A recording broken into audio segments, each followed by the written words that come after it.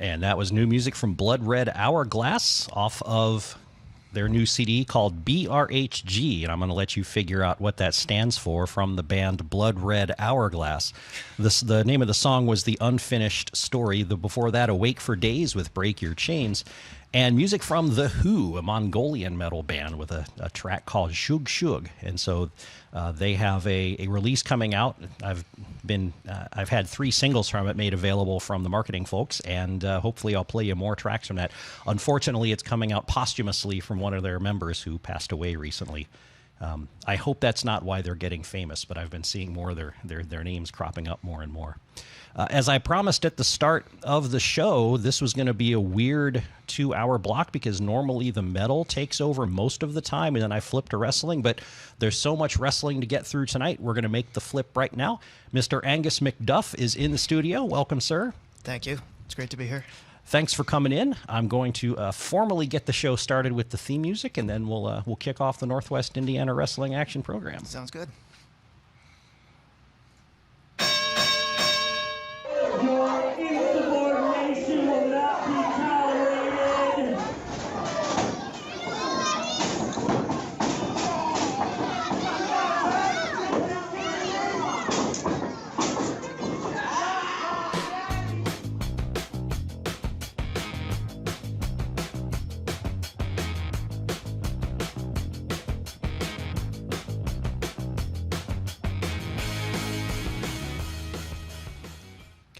Welcome now to the Northwest Indiana Wrestling Action Program. I'm Ken the Metal Professor, and I'm joined here in the grandiose WVLP studios by Angus McDuff.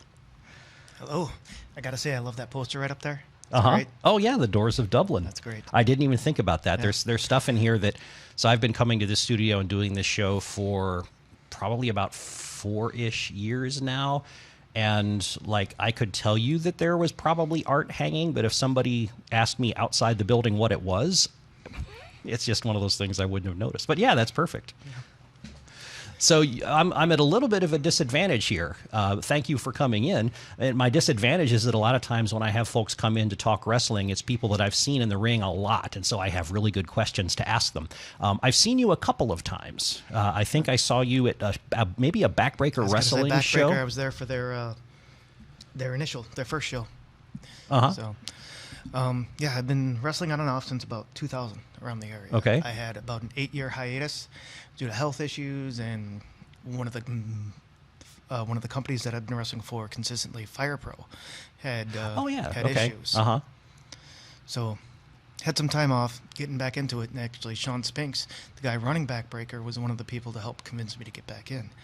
I ran into his wife, Lynn, and we weren't too happy with, all 3 of us actually, weren't too happy with what we were seeing on the screen and in the indies out here. It's like the people are moving too much away from what we grew up with liking that drew people in. Everyone's getting too flashy, to this and that. It's like let's bring it back to moves on the mat, to storytelling. And when we talked about that, you were one of the Lynn, Sean's wife, told me that I was one of the people that they really wanted to help bring that idea back with, because we wrestled together and became fairly close over at Fire Pro. A lot of the guys, it was sad when I stopped wrestling for Fire Pro, but I'm still keeping up with a lot of the guys from there, and I'm seeing a lot of them come back. Yeah.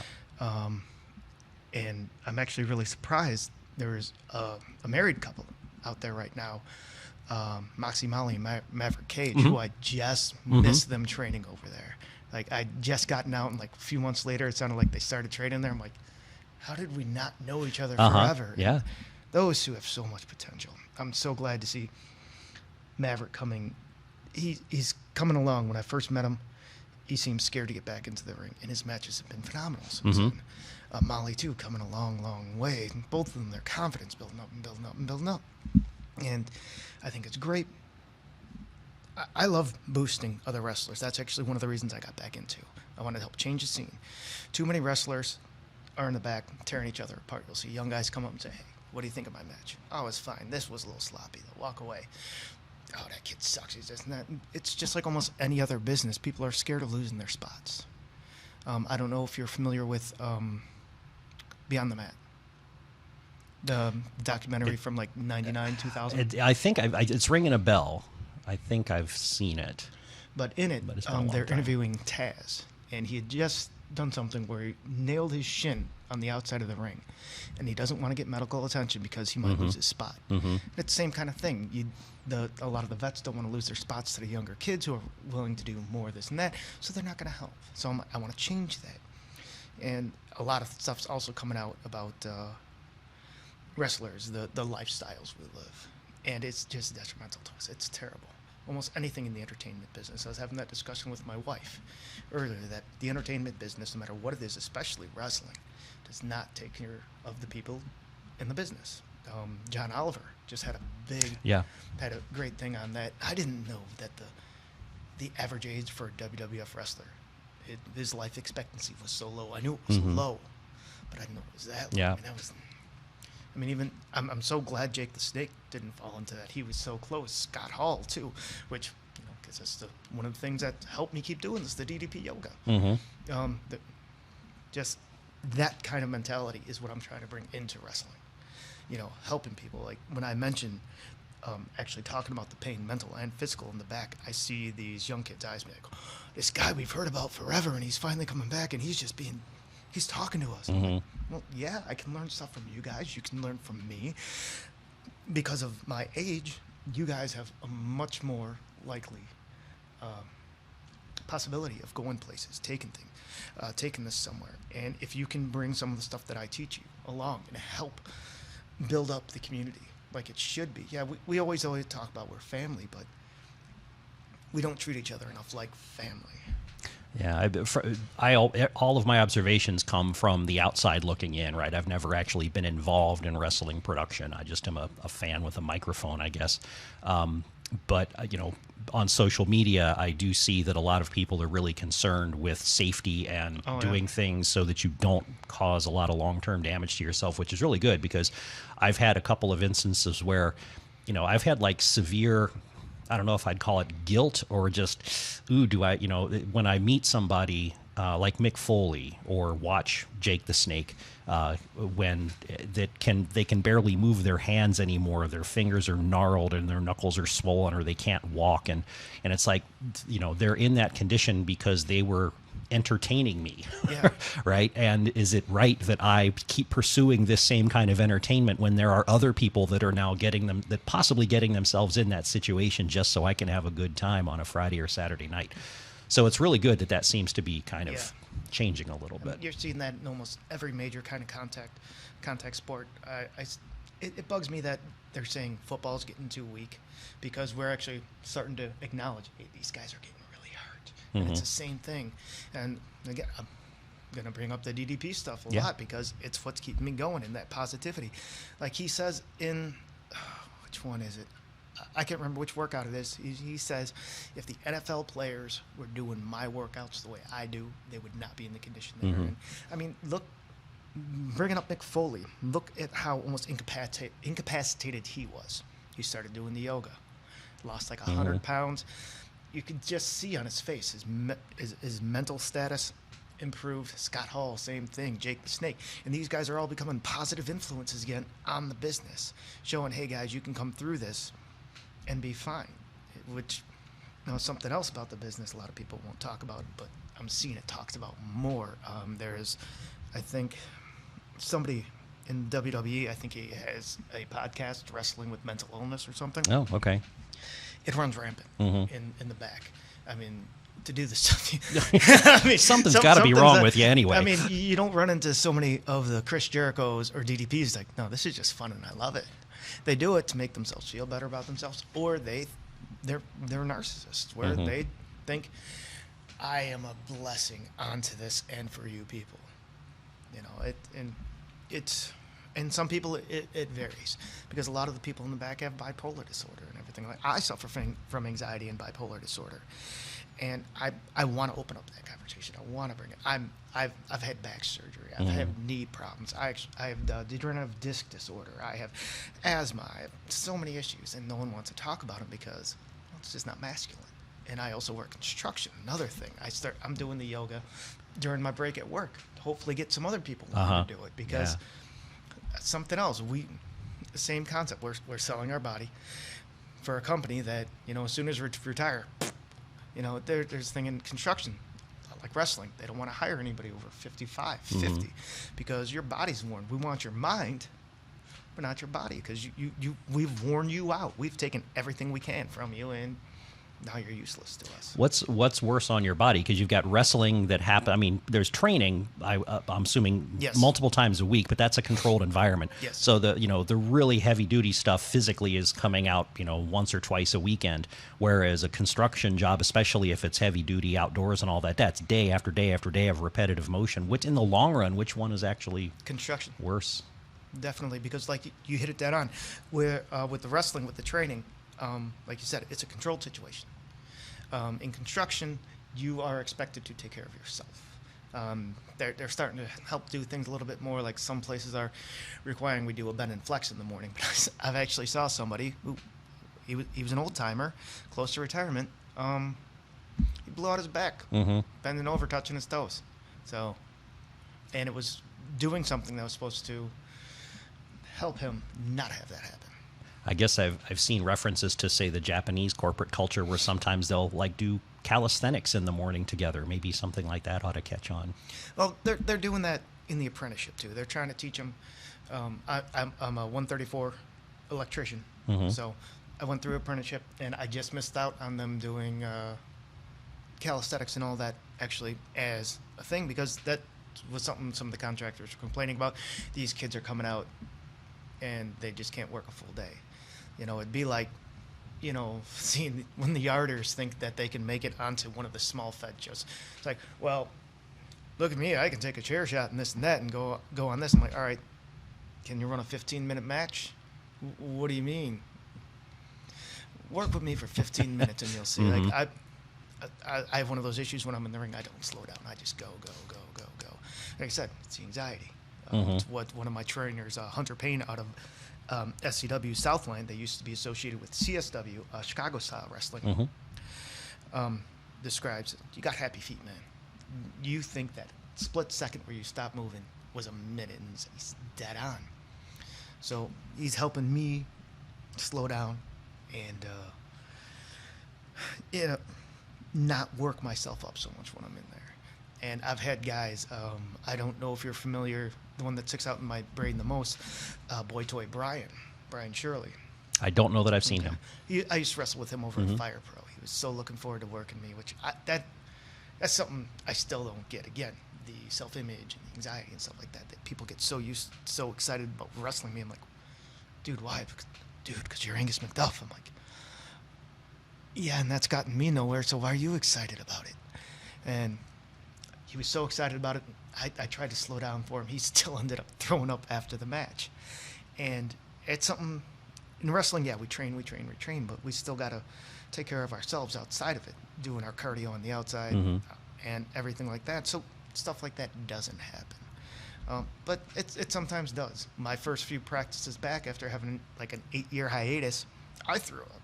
Yeah. 'Cause I tried to jump right back in where I was back in like 2009, 2010. I think that's about when I kind of left the business. But it's something people do. You get into a familiar situation, and you think you can do what you used to.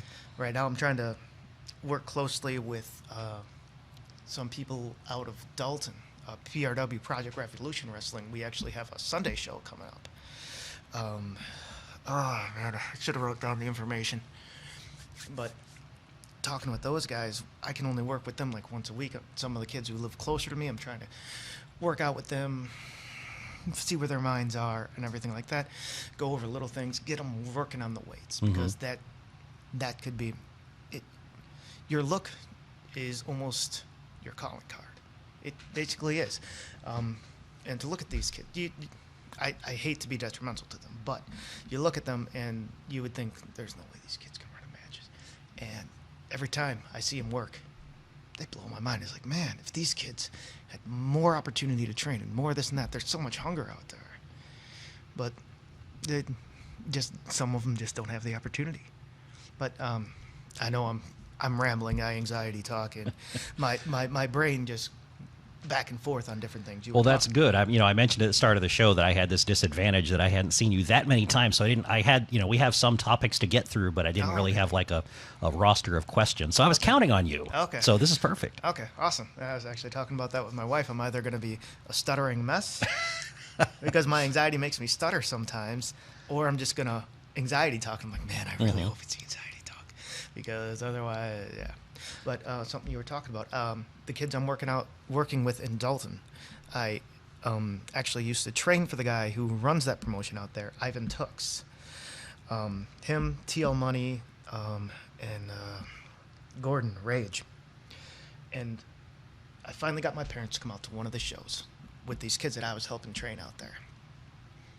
And my parents are starting to get worried. They're like, is he so bad that they're just not going to put him on, or is he going to be on something? So it's an intermission, and some of the rookies are cleaning some stuff up. And they go, hey, do you know Angus McDuff? They're like, yeah, why?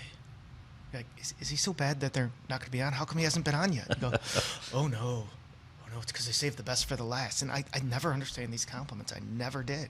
Which is, again, one of the reasons I got into wrestling, to make me feel better about me. It's the reason I did martial arts, jiu-jitsu, MMA, karate, all of it, to help boost my self-esteem. So hearing that, I'm like, what are you talking about? And when I was training these kids, I told them, never use my name. It'll never get you anywhere. Tell them you were trained by someone who's trained by Brandon Buckbeyer, Brandon Bishop. Amazing, amazing talent. I don't know what happened that he never advanced. Maybe I just didn't follow up with him enough after I finished my training. But one guy did not listen to me. Rion Skills. I trained him. And he refused to use that line. And he said my name got him places. I'm like, how does my name get you places, but it doesn't get me anywhere?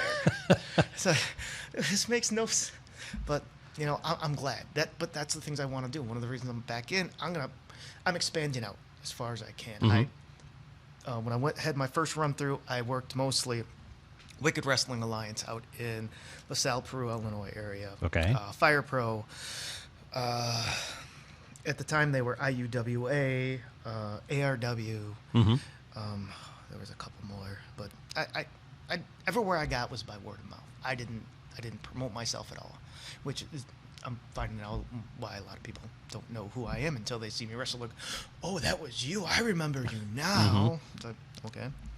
But I have, on September 7th, I'm going to be wrestling up in Holmen, Wisconsin again for Phoenix Pro Wrestling, where I had a match that was about 18 years in the making against Tank the Brave. Really big guy from around the area. I wrestled with him over in Fire Pro, friends with him for years. Is that Tank the Brave or Gabe the Brave? Gabe the Brave. Gabe the Brave. I'm so used to acknowledging him as Tank. But he and I used to go out all the time, and he was actually there the night I met my wife. Two of my wrestling friends actually pointed my wife out to me for two different reasons. One was a nerdy reason, and the other one was, yeah, you got to check her out, Angus. And I'm like, yeah, it was a rough night. So. Gabe the Brave was he was on the very first independent wrestling show that I ever saw around here. That I ever saw ever. Who was that? It was Smash Mouth here in Valpo. Smash Mouth. At Inman's Bowling Alley. Awesome. Yeah, he's a great guy. He's another great talent. Yeah, too. and I still like to see him at Backbreaker. Yeah. He and I had that match up there for the Phoenix Pro Wrestling World Heavyweight title, which I went over. I won. I am the Phoenix Pro Wrestling Heavyweight Champion. Oh, congratulations. Yep. And I will be defending it against a mystery opponent in Holmen, Wisconsin at the American Legion there, September 7th. Oh, okay. Times where there will be another great match. I've recently teamed up with the Arabian Sheik. He will be taking on... who is he taking on? Oh, I thought it was going to be the guy who I was supposed to wrestle, but I guess not. Either way, it's the Arabian Sheik. He's gonna teach that guy some stuff. And it'll be good. Now you're sporting the SCW hoodie here, and I know I've seen the Arabian Sheik in SCW. I have not been to their home base, but I've been at a couple of the shows where they're kind of getting in and getting feisty ARW? with ARW. Yes. So do you work with them a lot? Or is Maverick Cage still the champ, or did that go? Did Max Holiday win that? Okay, Max Holiday won that. But yeah, Sheik's got my back, helping me out there, helped bringing me places, helping me expand. He helped get me up to Wisconsin. He helped get me to Southern Indiana for BMFX wrestling. Hopefully, I'm going to be wrestling also for EHF. I've been in talks with them. Okay, so, in South Bend. Yeah, I'm expanding. I'm really hoping to, within the next year, I was hoping by the end of this year, but I don't think it's going to happen. I would love to make it out to California and wrestle for Hood Slam. That looks like so much fun, doesn't it? Oh, jeez. But a lot of good stuff coming up. A lot. I didn't even realize how busy my next few months were going to be. I thought, it was weird. I thought my bookings dried up, and then I'm looking, I'm like, oh no, I got this. So. This is kind of explaining why I haven't seen you in that many matches yet, because I sort of stick to the Northwest Indiana region and kind of east and a little south. So I think the farthest I've gone for shows on a quote-unquote regular basis would be going down to New Generation Wrestling in Crawfordsville, which is a little over 2 hours. I go east to South Bend all the time. So that's kind of my home base. And like you're describing, a lot of places that are in the Chicago Crescent that are out and around where I go to. And so I've been to, I haven't been to Southland Championship Wrestling yet. I have been to Global. Gotta get out there. I did wrestle one show for them too. And I try not to think too much about that, because I have a hard enough time getting to all the shows here that I want to see, that if I start making lists of all the shows that are going on out there, one of the things we'll do soon is I've got a list of shows that are coming up that I happen to know about. And like there's a Saturday weekend where there's at least 3 different shows just in Northwest Indiana, North Central Indiana to go to. It's a great area for wrestling. A lot of great talent out here. So in all these places that you're working, do you have somebody who's your foe right now at the moment that you just keep running into at different places? Not necessarily a specific nemesis, but I have had about 3 matches against a great up-and-comer, Max Blaylock. Had a few really great matches with Excalibur. Oh yeah, he's fun. Oh yeah, didn't know what to expect, and that was so great. I try to take pictures, like 3 or 4 pictures a match when I go to matches, and sometimes I put them up online, and every time I take a picture of him, he's upside down. Yeah. I mean, I try to time it so I get him upside down, but the fact that I have that many opportunities. Do you go upside down a lot? So when somebody watches an Angus McDuff match, you talked about the rapid footwork and the constant motion, but what are they going to see? I'm going to grab a limb, and I'm going to break it, and I'm going to throw you.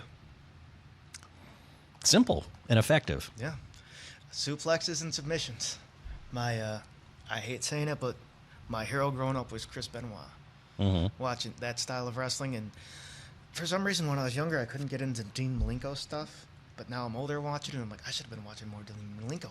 I had a respect for his work ethic and what he could do out there, but I just didn't find him entertaining, and I just didn't like it. But his style is more what I'm going for now, though, looking at it. But it's, I love that kind of stuff. Plus, I've never been comfortable off my feet. Funny story, talking again about Ivan Tooks, one of the guys that I'm working with and helping him train some kids and everything. A friend got me a tryout for them. And at the time, I was about 145 pounds. I'm sitting at about 190 right now. And he looks at me. This was at the height of the high-flying thing. Hardy Boys were on top, this and that. So he looks at me, and these were his exact words. So you're another high flyer, huh? I go, nope, I don't leave my feet. He goes, attitude what's wrong with you? Changed. Like, wait, what do you mean? With your size, you better be a high flyer. I'm like, I grab people and I throw them. He's like, no, all right, we'll give you this tryout, but we need a few high fly moves out of you. Like, it was so funny how fast his attitude changed. And I'm like, dude, I can't jump, man. I can vertical over somebody, but that's about it. I cannot jump. So he goes, all right, fine. We're going to work with you. Give us one thing. Do this one thing. So I do their one thing and do the rest of the match my way. And he goes afterwards, you never have to leave your feet again. That's good. Let's talk for a few minutes about about fitness and your training, because you mentioned going from a scrawny 145 to a good solid 190. You told me when we were talking about setting this up that Nick Cutler is training. Nick Cutler he's your physical trainer. Yes. He may or may not be like your wrestling trainer. Not a wrestling trainer, but your physical trainer right now. And he's a dietitian, and he sets up all my workouts. I'm working out. I'm doing workouts that he set up for me. Communicating with him mostly online. He does want to see me back in the gym physically, but I keep him up to date daily on how things are going, and he is such a great coach, trainer, however you want to put it, because he also understands the importance of the mental health aspect to wrestling and working out, and the effects that all of that can have on your mental status. So he helped me go from I was just, about 6 months ago, I was just looking big, just not overly strong. I was sitting at about 210 pounds. I didn't know I had this much weight on me to lose. I thought, okay, 15 pounds, and I'll be looking good. He helped me lose 5 inches off my waist, probably put 3 inches back on my shoulders. Chest size is about the same. My legs are definitely bigger, definitely more defined. And going back to the yoga has helped with that too. All of it works together. And when I told him I started up the yoga, he's like, good, I'm not going to have you stop doing that. You keep doing that. Because talking about the safety again, I'm going to keep going back to that probably.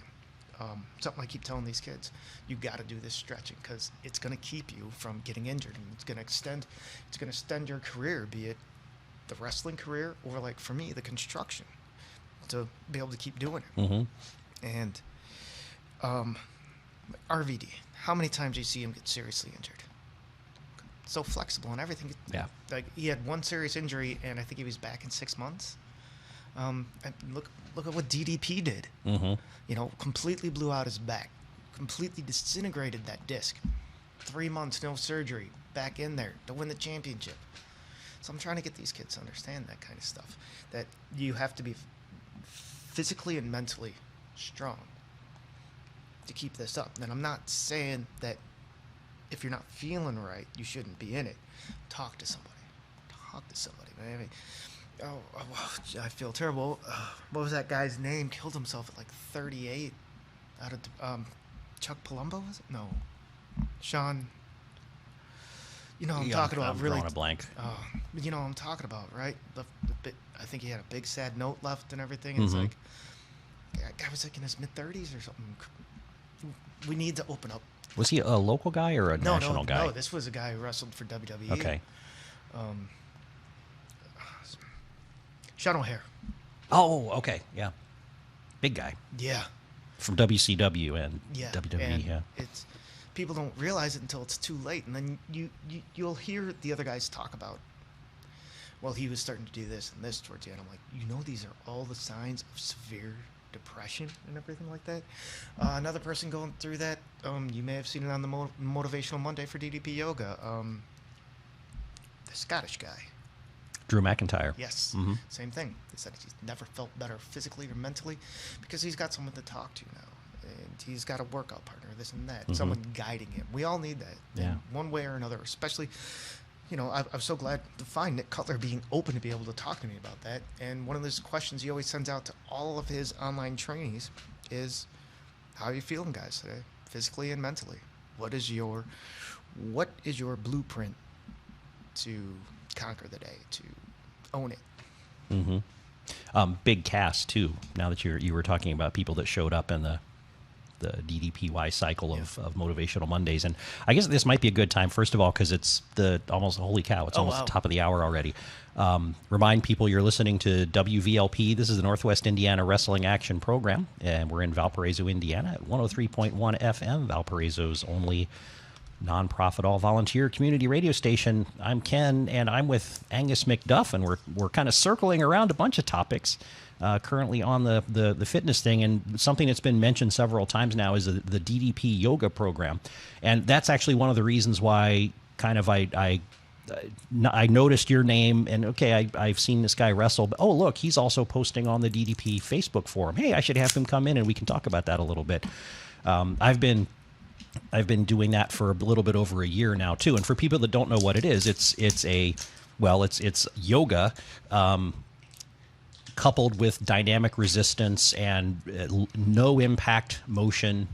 So it combines some fundamental yoga moves and positions, but with basically isometric, plyometric strength work, dynamic resistance work. And it's really effective at making you break a sweat when your feet are pretty much, they're not always fixed, but they're relatively, you don't move around a lot, and it's impressive what you can do. And it sounds like, just another wrestling offshoot that, we can drop names like Scott Hall. If people have seen The Resurrection of Jake the Snake, Shawn Michaels, Chris Jericho writes about using it in his books.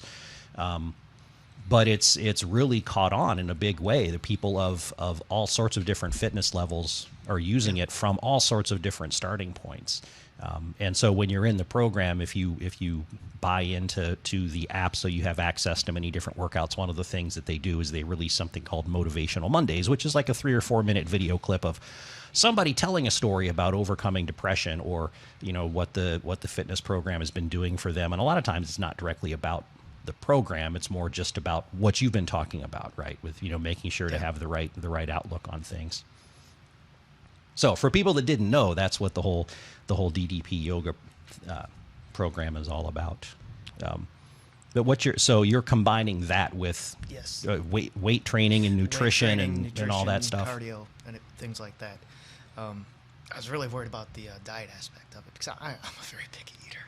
Mm-hmm. It's like, when I told Nick Cutler what I had been eating, my staple was peanut butter and jellies, and he's like, "Oh man, kid." I can imagine the look on his face. But he's like, it could be a lot worse. You could be eating fast food all the time and this and that. But it was peanut butter and jelly, fruits, vegetables, mostly fairly good stuff. I mean, way too much sugars in the peanut butter and jellies. But I also studied to be a fitness trainer, and getting into eating a lot of those things. When you're trying to bulk, you eat all that stuff they tell you don't. You eat all that red meat. You eat eggs. Yeah. Eggs and eggs 12 and eggs. eggs for breakfast. Yeah. It's kind of like that song from Beauty and the Beast, Gaston. When he was a boy, he ate 2 dozen eggs. Now that he's a man, he eats 4 dozen eggs. Now he's roughly the size of a barge. Moxie Molly's going to be proud of you for quoting Disney tunes. Oh, yeah. We're nerds. We are nerds over there. There's a lot of nerds, too, in wrestling. There is a huge... I mean, that's why I think this is a weird show combination I do, but I think there's a huge cultural overlap between like people that like metal, people that like comic book culture or fantasy science fiction nerdy stuff, people that like wrestling. You draw the Venn diagram, and there's a huge overlap in the middle there. I met another friend from another Facebook group, TJ Furling, I believe his name is. A group called The Dork Side, so it's all nerdy stuff. And he's also a fan of the wrestling area, so finally got to meet him up for the first time at that BMFX wrestling down in West Lafayette. Yeah. So that was really cool. And, it's so weird when you start to realize how small these circles are. Like, talking to you and trying to get ready for this, I go and look, I'm like, how many friends do we have in common? It's like the whole wrestling community. Yeah. And the same thing, if you go look at the DDP yoga, you'll see a lot of the wrestlers love it.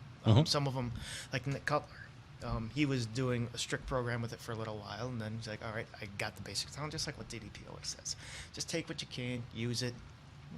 If it's good enough, go on your merry way. Make it your own. And he says whenever he starts to feel tight, he just does, I think it's diamond cutter routine, or he might have said just goes through the diamond dozen.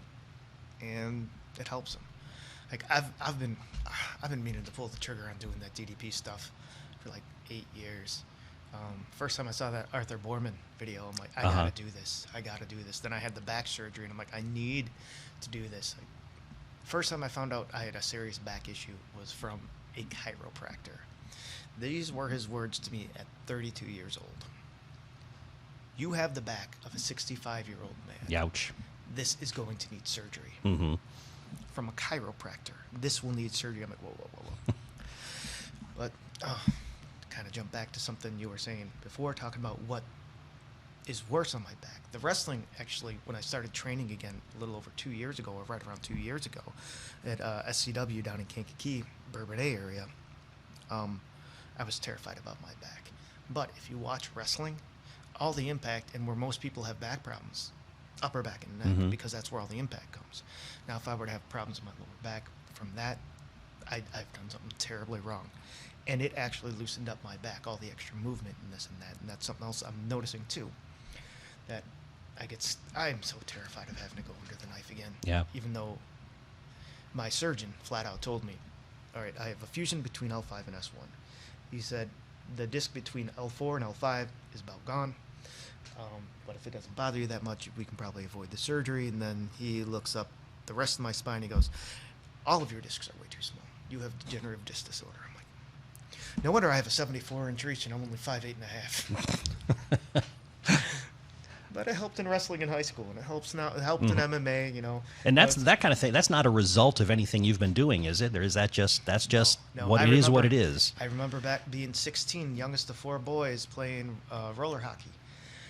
10 minutes bent over like this, my back would be screaming. But, you know, again, the overly masculine aspect of all that, being youngest of 4 boys, and so small, I can't mention how much pain I'm in. And last time I went to a doctor for knee problems, they said just put more muscle on it. So I tried doing back workouts, and it was just making it worse and worse because I didn't know I had flat feet. So the flat feet affected my knees, which affected the curvature in my back, which affected the tilt of my pelvis, which ground away that disc and also caused the pars fracture. Now, when the surgeon noticed that, he goes, I couldn't tell you when that happened. That could have happened back when you were 16.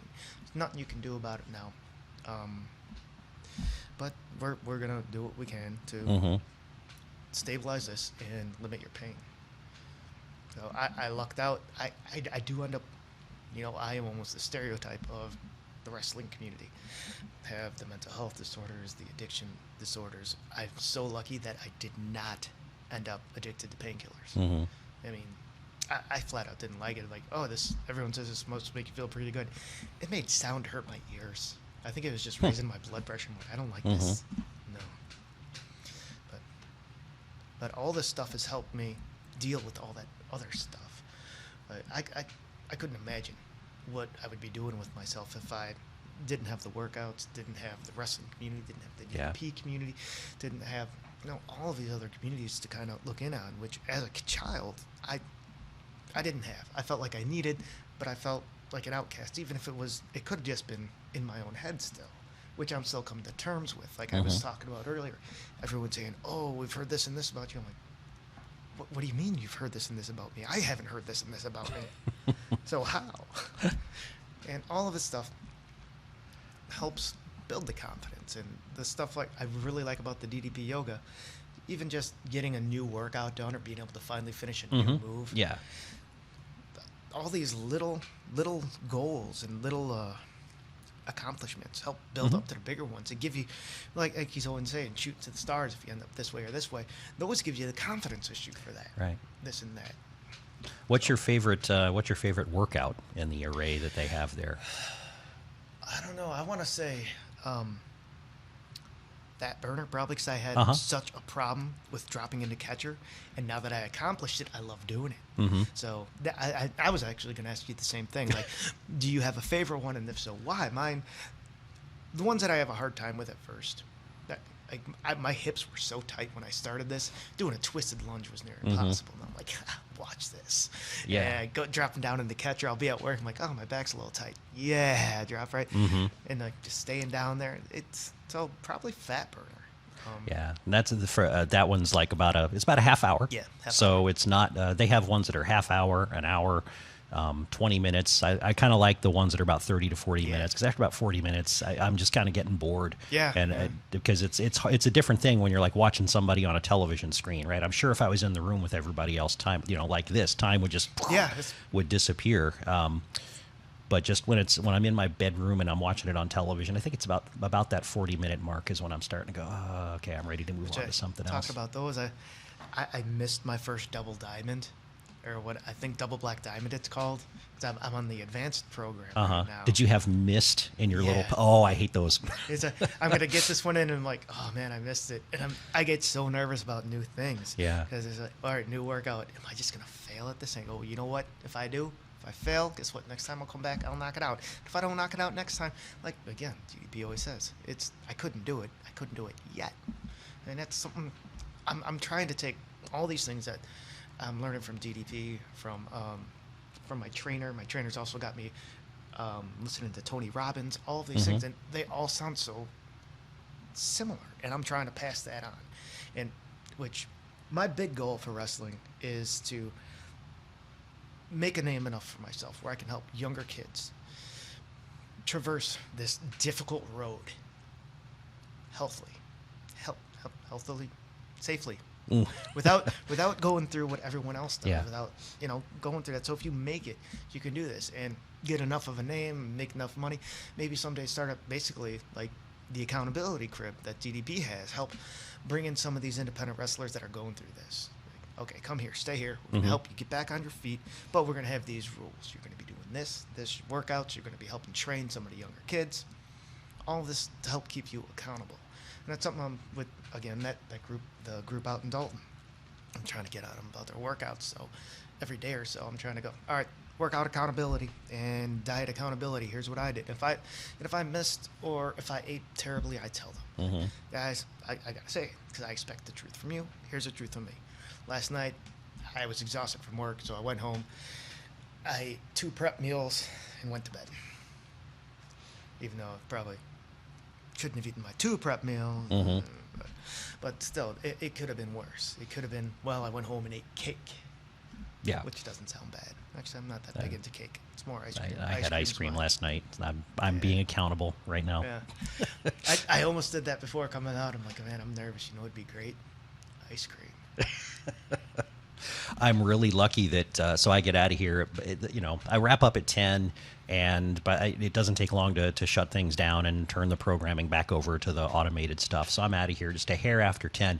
That is just long enough for Culver's and Dairy Queen to be closed, because otherwise every Sunday night it would be a battle. My throat's dry. I've been talking for doing stuff for 2 hours. I just get that little and I can't get that little bit of ice cream on the way home, and it's not an option, which is a really good thing. Little tidbit above Irish pubs talking about how your throat got dry and everything. You ever notice in movies and everything they're always showing everybody singing in an Irish pub? It's a group of, it's a couple different things. First of all, Irish pubs have these things called sessions where no one was hired. They get together and play music, whoever wants to jump in and out.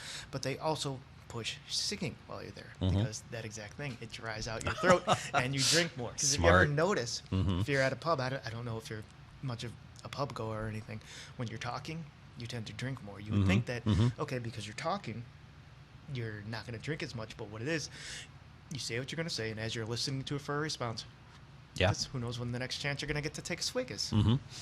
That's smart.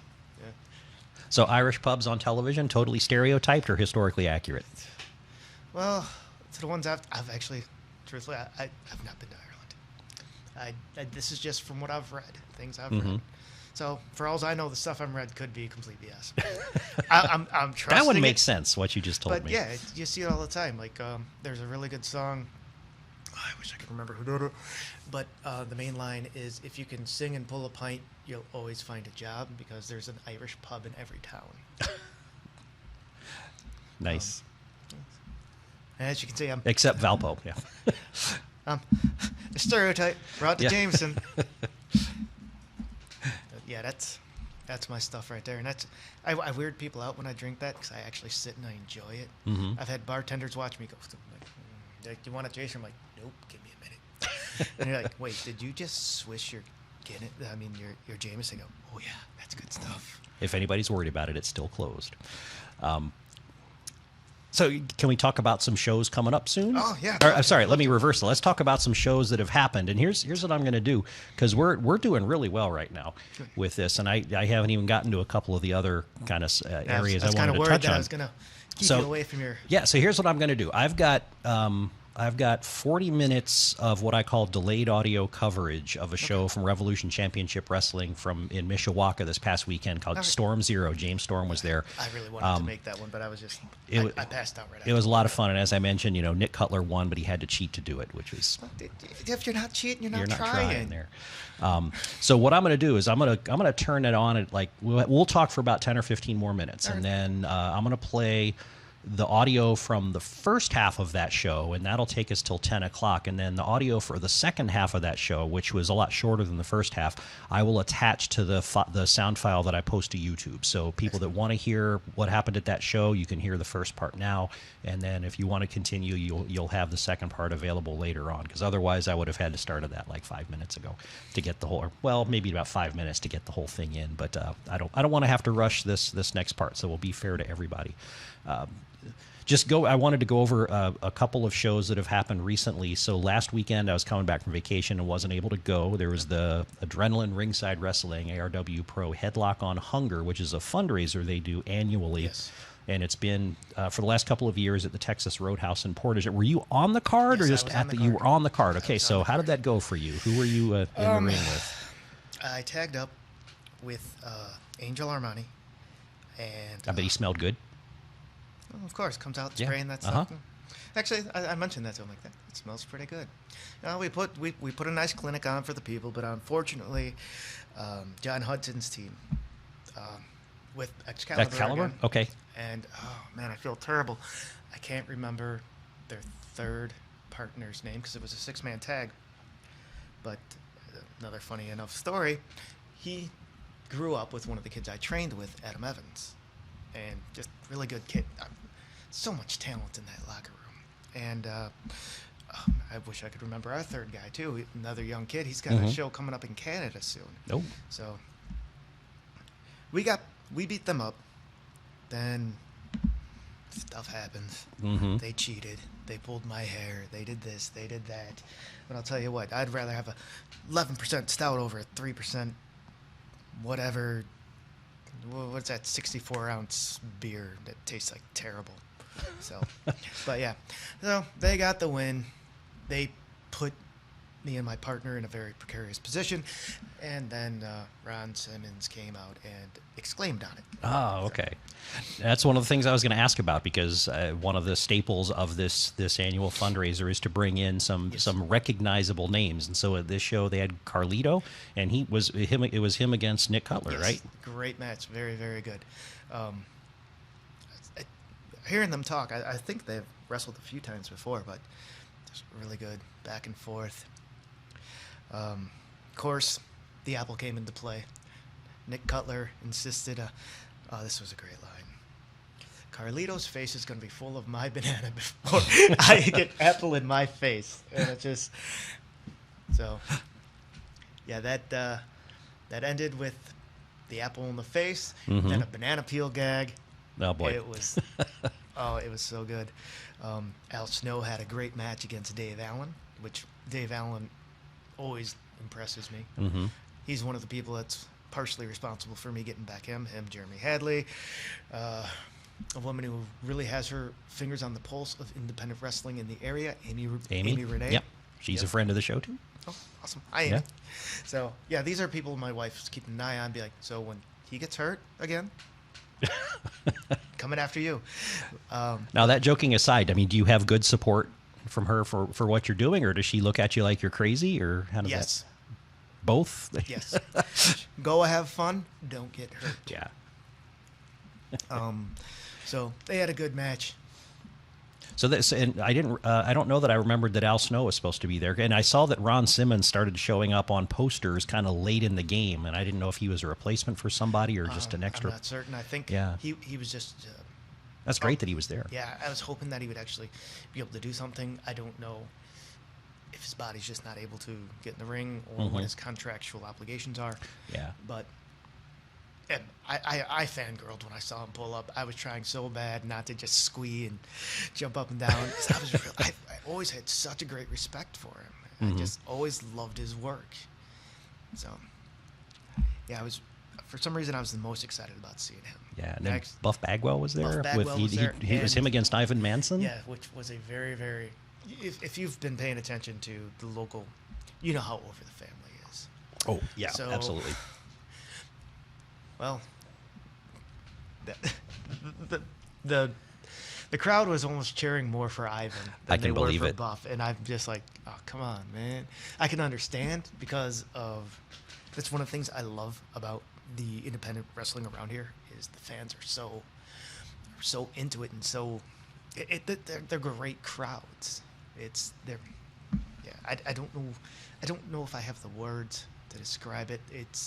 They are part of the shows. They make the shows. Mm-hmm. You know, they're loyal. It's great. There are several people that, and maybe at this point I don't even know their names, but I go to a show for one fed and a show for another fed, and I can kind of point, okay, I see you all the time, I see you all the time, I see you all the time. There's a lot of people like that, which is pretty cool. Yeah. And we need more people like that because we got to support this. You know, it doesn't cost much for a ticket. On average, it's $10 to $12. If there's a bigger name on it or a couple big names, it's $15.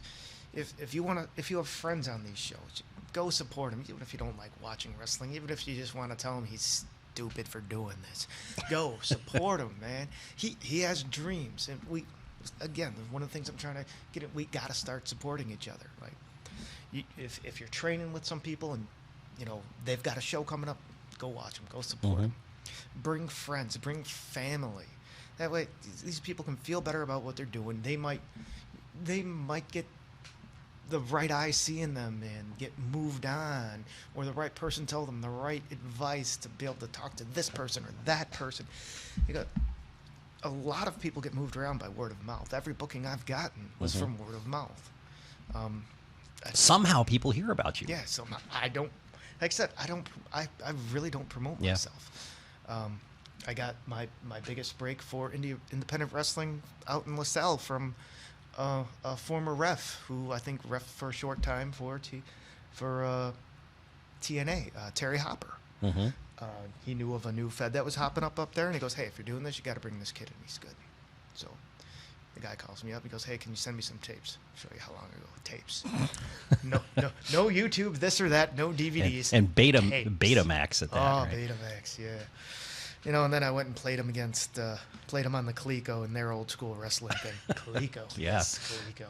So he calls me up, says, Terry Hopper's saying great things about you, but we can't bring you on without some kind of videos or something. I go, all right, well, you guys are just a little bit on the other side of Joliet. How about I just come out and do some training with you? He's like, wait, what? You do that? I'm like, yeah. So that's how I got booked out there. I went out there. I eventually became one of their champions. Had an amazing program with Willie the Bomb and Trauma. And who else? Why can't I think of his name right now? Tristan Hayes. Okay. Yeah. He and I go away. He was the one who made the inappropriate comment pointing out my wife. Surprise, surprise, right? I've had several people in here, and I've never met him or talked to him, but his name has come up several times. He's a character. Yeah. I love him. He is the human heat machine, though. Yeah. It's usually in the context of that guy's story, what that guy did or what that guy said. Yeah, I've heard. Like I said, I've never had a bad experience with him, but I've heard some bad things, and I'm not trying to spread them. Like I said, I love the guy. I used to go karaoke with him all the time, and he helped me meet my wife. Nice. Very good. I think the same night that it was there, Machine was there too. Machine. Mm-hmm. So, like I said, I've been with these same guys for years, so it was like kind of coming home, getting back into the ring. Good. So I was at a show, I was at two shows this weekend, the RCW show that I'll be playing the audio from pretty soon here. And yesterday I went down to Shelby, Indiana for the Rust Belt Rebellion event, which is an auto show. And they bring in for the last 2 years, last year and this year, Acme Championship Wrestling to come in and put on a nice little outdoor show. And so if people want to see some descriptions and some pictures, go to metalprofessor.com, and this little write-up is now there. But some of the names you've been mentioning were actually involved. So Cujo defeated Jeremy Hadley right off the bat. That match was interesting because at the end of the match, Jeremy Hadley, when he's in fired up Jeremy Hadley mode, comes out of the curtain with mouth ablazing, and he's just yelling at people and getting in their faces and pointing at them. And somebody got mad. He's got great crowd work. Yeah, this some guy was trying to get back through the curtain to go beat him up, I guess, because he was so mad about something that he had said. That's how you know. That's how you know you did your job right. Exactly. So Cujo beat him. TK0 defeated Sabotage. And I don't know if do you know who Sabotage is? There's a family tree coming out of Fire Pro Wrestling. He several years ago, I was going to Fire Pro shows in Merrillville when they were running at the church. This was like just after I think Cade Lee stopped showing up there. So I kind of came in. I don't know if it was a transition time or something, but yeah, there's been a few transition times there. Yeah, I don't know if you're familiar with Fire Pro's beginnings or what happened. I don't know that I'm familiar with way back at the beginning, although maybe I've heard it. All right. Well, I was at a church. It was started by a youth pastor, Steve Zuck. Mm-hmm. I feel bad that I can't remember off the top of my head his wrestling name, but he was a youth pastor. It's a great guy. To see him, you wouldn't think he's a youth pastor. He's like 6'4", jacked up, tattoos everywhere. He wanted to mix wrestling with the church, so that's why it's there. He passed away of colon cancer, I believe it was 2008, and then it changed hands to the Kent brothers, and then I think Cade Lee came back in, and then yeah, there had been a few transitions with that. Okay. Yeah, it was shortly after Steve passed that I had stopped working for Fire Pro. Okay. Yeah, because I don't think I had seen you there, but the person who's wrestling as Sabotage now, he was much younger then. He was a ref at Fire Pro, at least during a little bit of the time when I was there, and he was starting to train and learn, and then he performed in ACW under a name that wasn't Sabotage, but now Sabotage is the person he's wrestling as, and he's got a really good look to him. He's trained at Seth Rollins' school out in Iowa for a little bit too, so he's definitely getting into it. Young Money defeated Drex Odell. Okay. Excalibur, your friend Excalibur, he took Jared Kripke's Intercontinental title in they had a tables, ladders, and chairs match, and if people go to Jared Kripke's Facebook page, you'll see pictures of this nasty 10 stitches required gash he got on his knee. He didn't stop the match, but during the match, after that, they went through a table, gashed open his knee. He just ran over to the sound table, got duct tape, wrapped it around a couple of times, and ouch. I just got to see. It looks like somebody took a spoon and just went backwards out the ring, hit the boards underneath. Ouch. Yeah, so you guys know, there's really no padding on those rings. If there's padding, it's usually like carpet padding over wood and metal. It's take a look someday when they're breaking down the ring, and it's amazing what's not there. Billy the Kid defeated Rick Raid to get his Tough Man title back. Arun defeated Brentley Alexander Dawson. And then the main event, Dave Allen has been ACW Heavyweight Championship for a while, but no longer. Crimson Dynamo won that match, and so Crimson Dynamo is now the ACW champ. That set well with Allen, I'm certain. Yeah. Probably, yeah, I'm sure. He was very sportsmanlike about the whole thing. Really? I'm sure. Okay, so I will have to move on in about 2 minutes here. So what's coming up for you in the next immediate future? Next immediate future, the 24th in Shabans, Illinois, I believe, SCW, where you will be continuing on SCW versus ARW. Then the following Sunday in Dalton at the UAW Union Hall. PRW is presenting a memorial tournament, which I will be tagging with the Sheik in. Oh, okay. September 7th, I will be wrestling up in Holman, Wisconsin for Phoenix Pro Wrestling. I believe the next weekend it's back home to ARW. Oh, okay. And then every third Saturday, again, we're going to be back at SCW. Every other Sunday, I do shows for PRW. Usually they're just small house shows, hold like 30, 40 people. See some of these young up-and-comers come up. And there's a lot of guys that I want to help. I want to see put over. Max Blaylock being one of the top ones. His tag partner, Cody something. Sorry, I'm trying to rattle these off. Well, you're a busy guy. There's a lot of information pouring out right now. I didn't realize how much there was going on. A lot of the young guys from PRW, JJ Harris, great guy, up and comer. Oh, geez. Crazy Scott's doing really well. His mic work's getting better every time. His ring work too every time. And his tag partner, same thing. There's so much potential. So many guys I want to put over. I kept telling myself, write a list. Like, you're gonna get nervous and you're just gonna crinkle it up and you're not gonna be able to read it, and it's gonna look like look like it was nose tissue. So. Well, I'll have you back, and we can just run down the list of regional people to look out for. If people want to keep up with all this on social media, you have a Facebook page. Do you want to give that out? Angus McDuff Facebook page, or friend me, Angus McDuff. Check out SCW Southland on Facebook, ARW Pro Live, Phoenix Pro Wrestling on Facebook.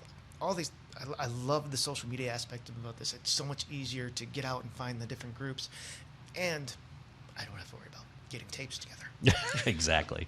All right. Well, thank you very much for coming in. This has been a blast. That hour went by real fast. All right. Yeah, wish I could have let you get to more of your list, but like I said, and it was fun. We'll have to get back together and do it another time. That gives us something to start with for next time. Excellent. All right, so this is the Northwest Indiana Wrestling Action Program on WVLP, and on Friday night I was in Mishawaka, Indiana to record some of the action at RCW's event Storm Zero, which had James Storm on the roster. So what I'm going to have here for you for the last half hour of the show is delayed audio coverage of the first half. It's actually about the first 2/3 of that show. And it's all been, imagine a baseball game where you take out all the space between pitches and just kind of what happened at the beginning of the inning and what happened at the end. I kind of accordion the show down to get it manageable for people that want to listen to it. And it's weird listening to wrestling on the radio, but I think it works. I think it kind of works. You can close your eyes and imagine it. But anyway, about 30 minutes worth of audio for half number one, and then I will append half number two, which only had, I think it had 3 matches in the second half of this show. So it wasn't a very long second half. I'll append that to the YouTube posting that I always make when I do these shows, and then put the audio up on YouTube. So you won't miss anything. You'll just have to have a little break in between listening to them. So here we go. Revolution Championship Wrestling from Friday night in Mishawaka, Indiana. It's just a few minutes from showtime. This is Ken the Metal Professor representing WVLP and the Northwest Indiana Wrestling Action Program in Mishawaka, Indiana for another show put on by Revolution Championship Wrestling, RCW. Tonight's show is called Storm Zero because the special guest for the night is James Storm, that you might know from Impact Wrestling and a few appearances on NXT a year or two ago. He's here signing autographs, and he will be in a match later on. Some changes in RCW based on the last show that you heard about here on WVLP, and if not, you can go search the NWIWRAP, NWIWRAP YouTube channel for a rebroadcast of that wrestling show from a couple of weeks ago. New general manager Noah Walker. We'll see what he has to do on the show tonight, and you'll hear all the highlights of the show over the next, I don't know, probably about 40, 45 minutes, I guess. I record good stuff from the show, squish it down, and play it out. And sometimes it takes a little less time, and sometimes it takes a little more, just depending on what's been going on and how exciting things are. Ladies and gentlemen, 5 minutes. 5 minutes to bell time. There you go, 5 minutes to showtime.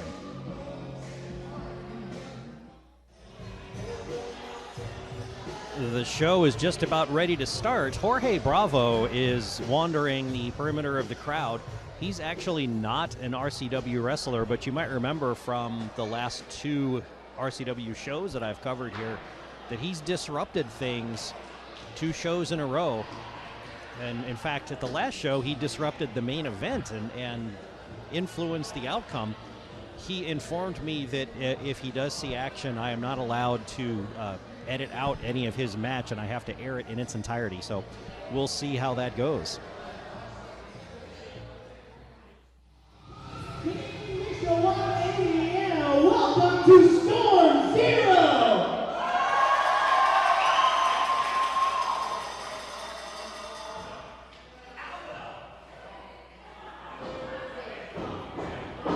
Hold on, wait. Guys, I'm sorry.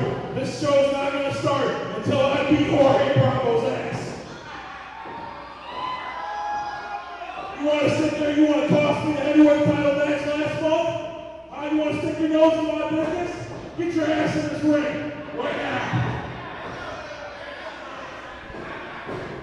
Brutus Dillon isn't waiting for Jorge Bravo to interrupt things. He's calling Jorge Bravo into the ring right away. You want to get in here? I don't care if you don't have no contract. I don't care. But you know what? If you can beat me, I'll give you my roster spot. I will quit wrestling here in RCW. What do you say, Jorge? Hey, wait, I gotta tell you. Are you into it? Good? I gotta tell you, we're not gonna do some ordinary match just because I know you'll cheat and try to win. This match is going to be a street fight. Bring the damn bell.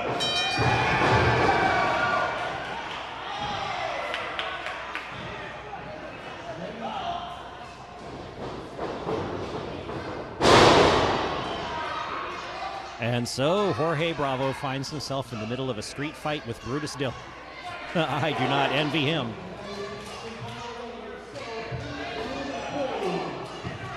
And contrary to what he demanded, I probably will edit the match down.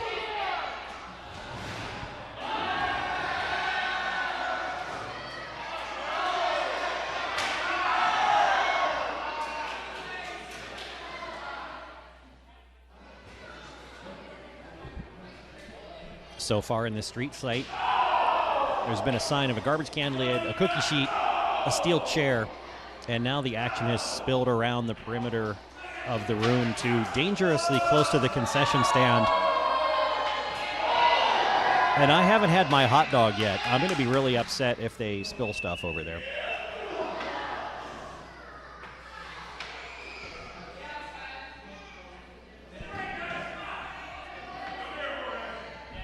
Okay, the hot dogs are safe for now. The action's come back to the ring as you heard the thunk of Jorge Bravo's head hitting the ring apron.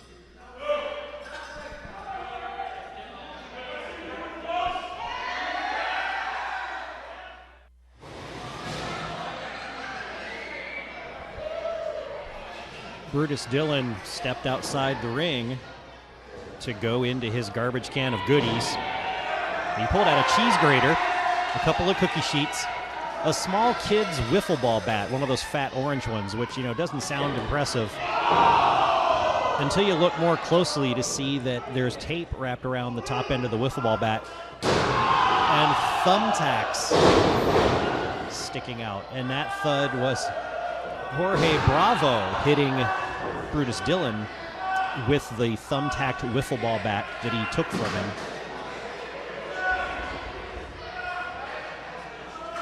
There's also a steel chain in the ring, by the way, and the garbage can itself. So who knows what's going to happen.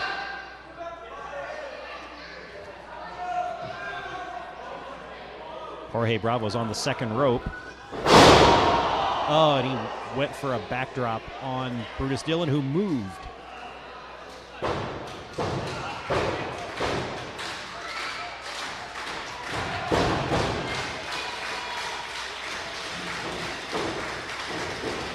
Dillon psyching himself up. He clotheslined Jorge Bravo. Elbow. I know you can't see anything. Just listen for the thuds. Clothesline in the corner.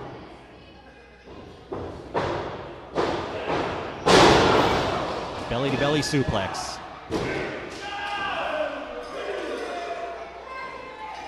But only a 2 count. I think he needs to hit Jorge Bravo harder with different objects.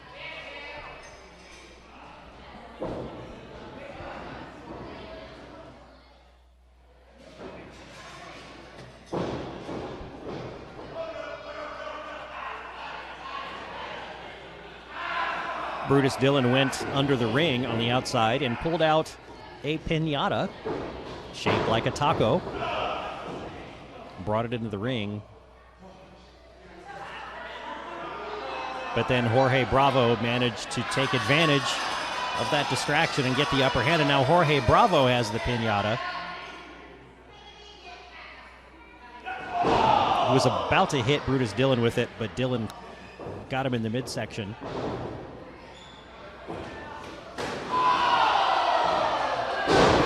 And Jorge Bravo just got whacked in the head with the taco piñata. And candy went everywhere to the delight of the people in the front row. And look, folks, if you're coming to a wrestling show for cultural sensitivity, you're in the wrong place.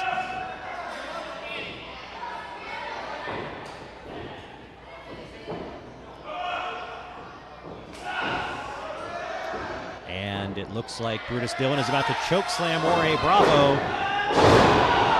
right on top of the garbage can. And there's your 3 count.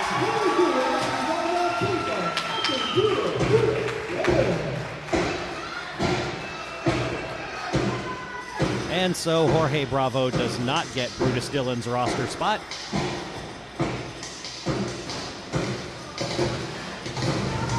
He's going to have to go back to the drawing board.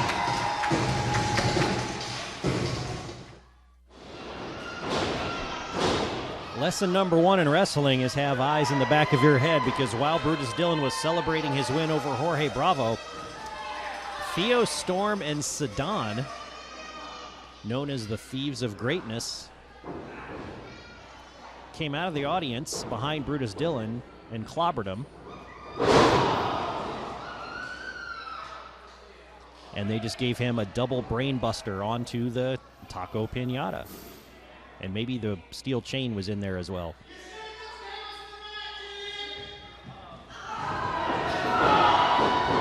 Kevin Storm came out to even things up, and the Thieves of Greatness scamper away.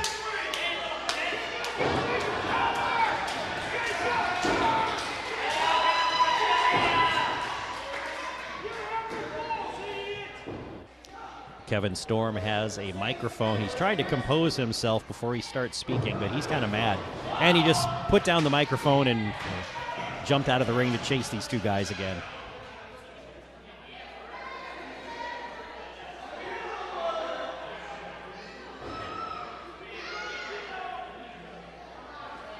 Sedan's now nowhere to be seen. Theo Storm is still at ringside.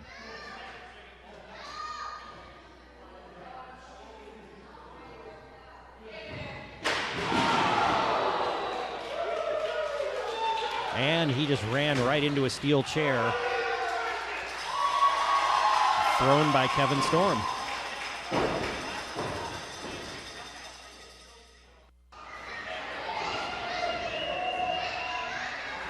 There's a bit of delay as a couple of referees and crew members and ring announcer Ryan Anderson help clear the ring of the remains of that street fight, including the piñata and all the candy.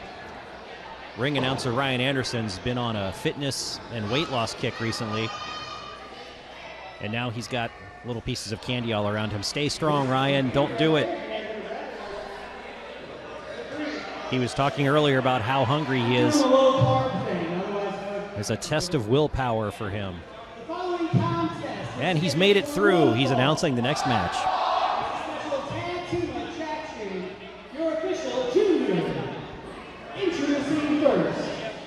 Good job, Ryan. Hailing from Sin Street, he had to see like 291.5 pounds. This is Fireball. And to introduce his tag team partner.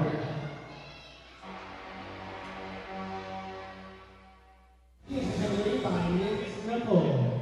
Hailing from Naples, Florida, he is the self-made man, Douglas.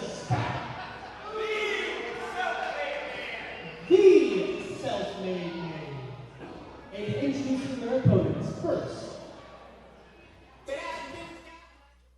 From Warsaw, Indiana, Cletus Farmer.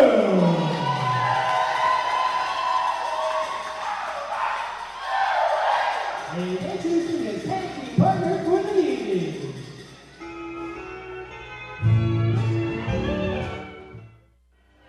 Arriving by horse and buggy, weighing at 4 bales of hay, Levi Everett!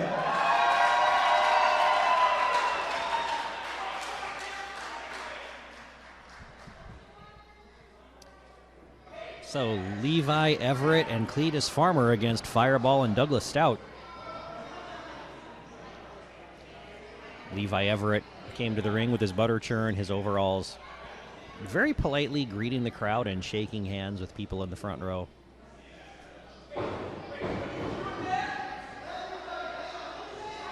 So we have the tag team of people in overalls that appear to be farmers taking on a team that represents fire, and Douglas Stout flies airplanes, which can be used to spray crops. So I don't know what that says, or if this is some sort of microcosm of the agricultural universe going on here, but somebody's about to get hit. Douglas Stout has asked for a demonstration of the butter churn, so Levi Everett is pumping the handle up and down, and the crowd is chanting, "Churn, churn." And now Douglas Stout wants his turn.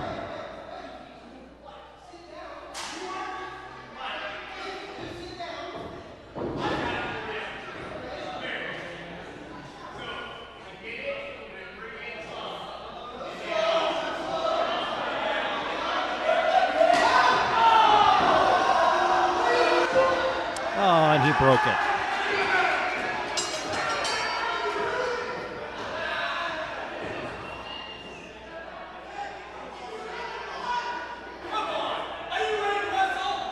Okay, the county fair portion of the show has ended, and now the wrestling starts.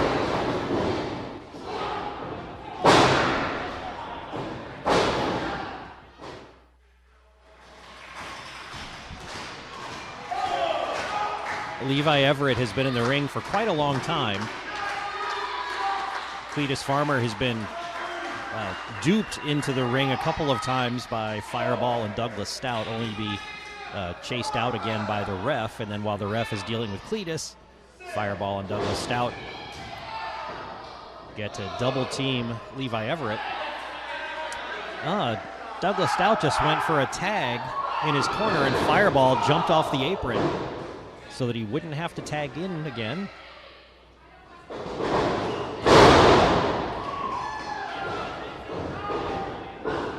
And now he seems to be just heading away from ringside.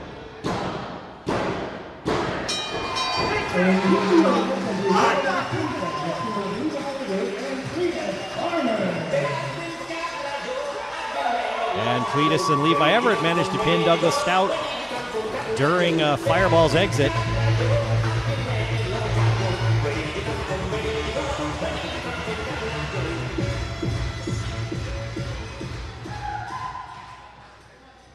Cletus Farmer's got something to say.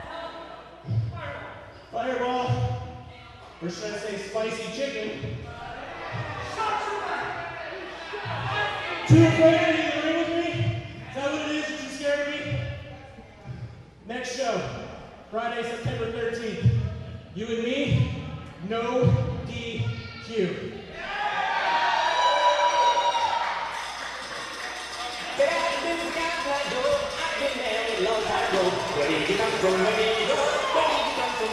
The card for the next RCW show on September 13th is starting to come together.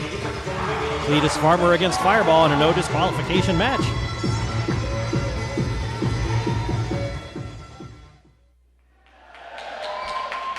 I don't know if you follow RCW on social media, but due to some things in the last couple weeks, I decided that for RCW's sake, I had to go out and find a general manager to help me out. So right now, I'd like to introduce to you your RCW general manager. Hit his music.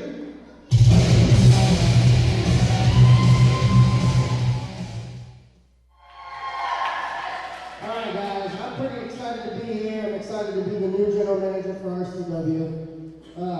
Unfortunately, I had to retire last month, and the kind of people here are keeping me involved. It's pretty awesome. Now, when I did retire, I retired with the RCW United States Championship. But I feel it's only right that there should be another singles title in RCW. So,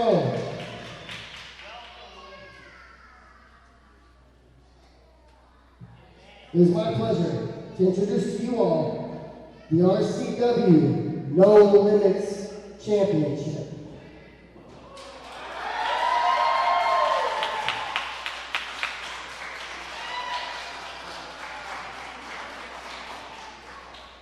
Now, I'm sure you're all wondering who's going to be competing for this title first. Well, September 13th, RCW presents the Revolution Rumble. And I think it'd be completely awesome if all 30 participants of the Revolution Rumble had something to fight for. So the winner of that match will be the first ever RCW No Limits champion.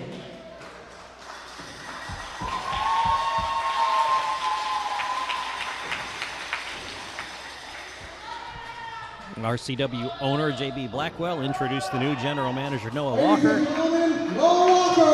And Noah Walker introduced the newest RCW title, the No Limits Championship, which will be given to the winner of the Revolution Rumble coming up in September.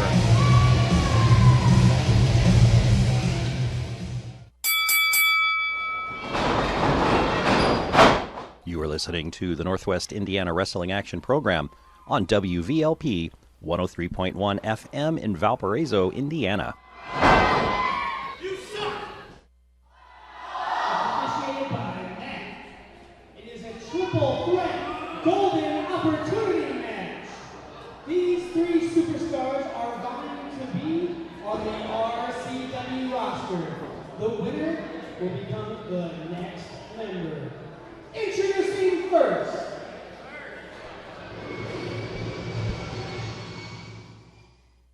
he weighed at 251 pounds, hailing from Vander Wedding Road, Joey Chet Evelyn.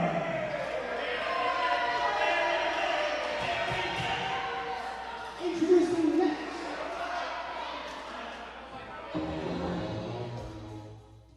he weighed at 203 pounds. Hailing from Milwaukee, Wisconsin, he is the Marman, Mario Guru!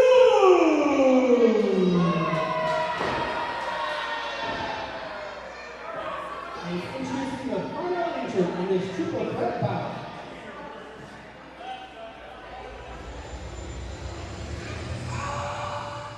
It is from Mexico. He weighs 82 kilograms. Hermano del Diablo!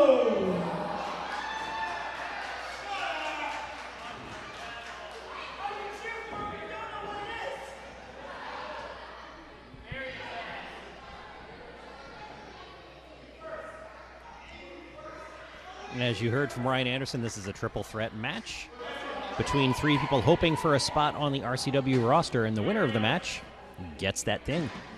It's a very interesting crew of three. I didn't catch all their names yet. Joey Avalon, I believe, came to the ring first, carrying a shovel. Next came somebody named Mario, I believe, wearing a bomber jacket, doing disturbing things with his hips on the way to the ring, and I believe he might be part lizard, because when he climbed the turnbuckle the first time, he did also a very disturbing thing with his tongue. And then somebody in a lucha mask with Del Diablo as part of his name came to the ring twitching and vibrating, and, well, it was just unique.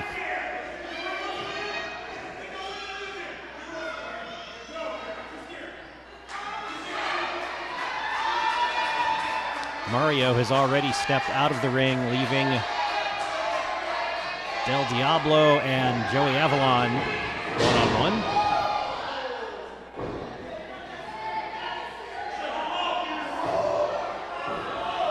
And again, I'm using their names as I half understood them. They're probably wrong, and I'll see if I can get that sorted out later.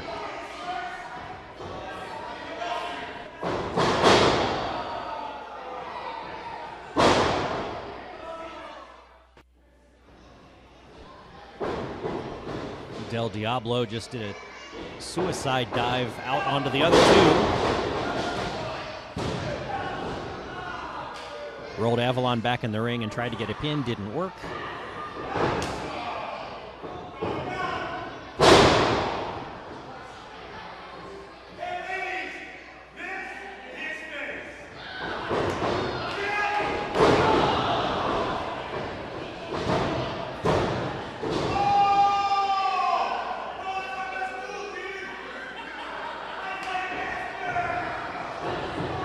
Mario tried to get a 2 count on Del Diablo, didn't work.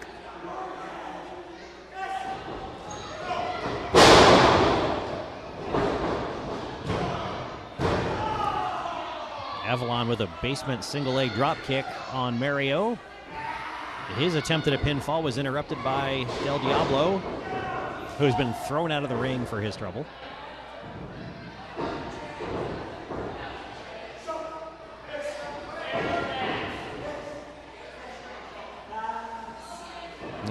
Okay, and Avalon has his shovel.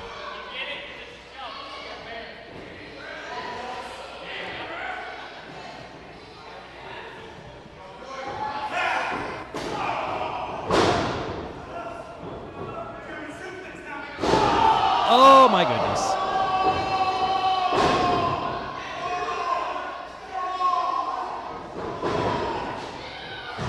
Have you ever seen the comedy trope where somebody steps on a lawn rake and the handle swings up and pops him in the face? Imagine that happening with a shovel, except that the handle of the shovel doesn't go in your face, it goes into somewhere lower.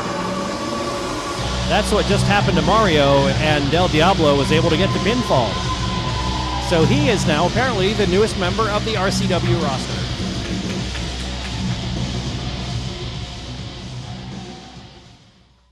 He is the absolute answer, Nick Cutler. And introducing his opponent for the evening.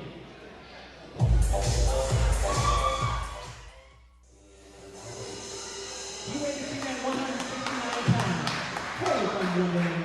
pounds. He is the manliest princess. He is Mr. Inappropriate. Fame is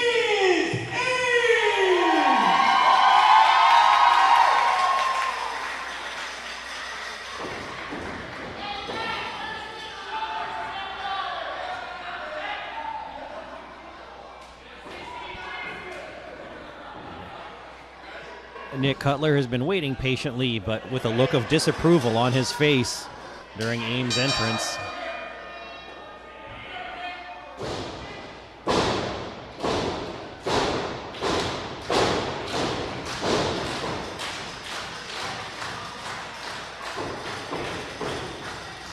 And the two are about to lock up.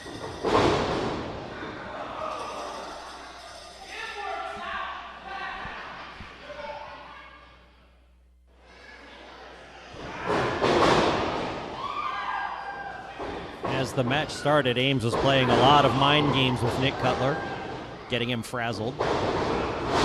Cutler has returned the favor by distracting the referee and taking shortcuts while the ref is distracted, like choking on Ames or pulling on the ropes for extra leverage, but he just got caught by the ref and warned for it. But Ames is flat on the mat. Cutler's on the second turnbuckle. And as he tried to jump on Ames, Ames brought his leg up and got Cutler under the chin with his boot.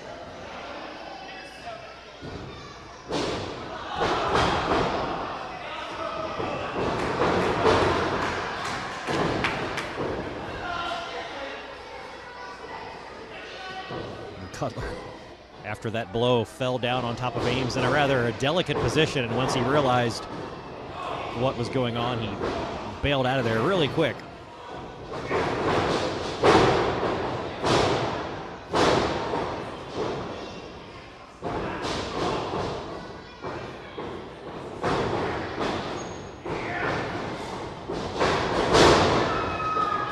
Cutler missed with 2 fists and is now getting dropped repeatedly by Ames.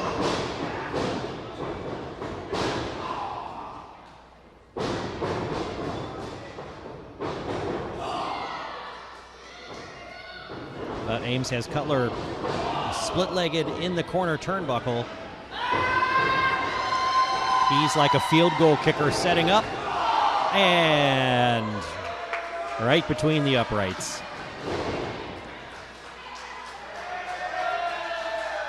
The crowd approves. but it wasn't enough for a 3 count.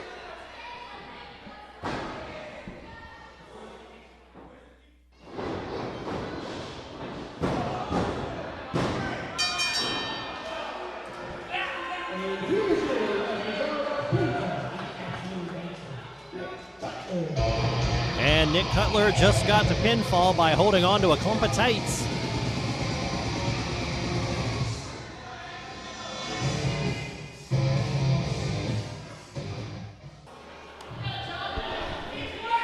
Ryan Anderson tried to get the second half started off with a normal manner, and Brutus Dillon has already come out to grab the microphone. I don't give a damn what I gotta do. Me and Kevin Storm want their asses in the ring on September 13th. I don't care if we gotta put the belts on the line. I don't care. We want the things of greatness. September 13th. Make it happen.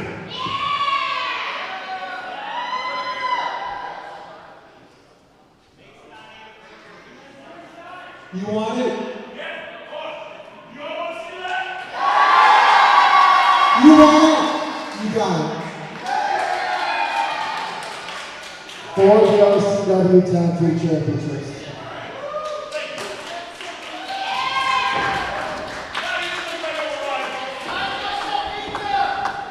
You heard it, folks. The next match shot is September 13th Revolution Rumble. The Tag Team Championship will be on the line. The following contest is a special triple threat match. It is the #1 contendership for your RCW Heavyweight Championship. It is scheduled for one fall. This is initiated by referee. Introducing first. Speaking of triple threat matches, I confirmed the names of the 3 people in the match before the break. Joey Avalon, Mario Crivello, and El Mano del Diablo.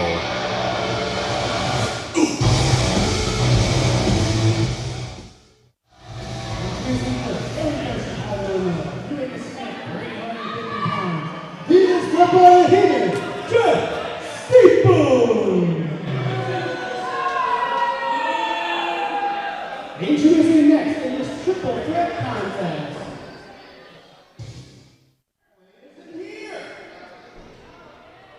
He must have had an accident. Ryan Anderson trying to introduce Shane Foster, who didn't come out to his music. I'll beat Mojo, no problem. And I will become the new #1 contender for the heavyweight championship. And the Behemoth will be your RCW heavyweight champion. So Jeff Steeples says he doesn't need Shane Foster to be in the match. He's happy to beat up Mojo, the Voodoo King, who was actually bonding quite a bit with El Mano del Diablo during intermission over their accoutrements like skulls and voodoo dolls. Could be a new tag team in the works.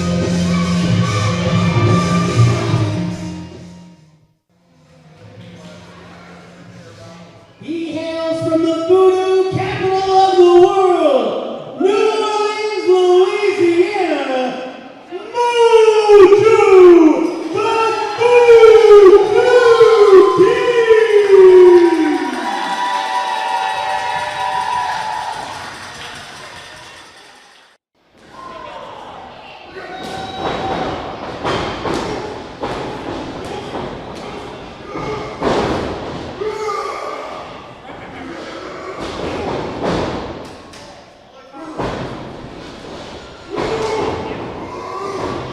Well, this match between Mojo and Jeff Steeples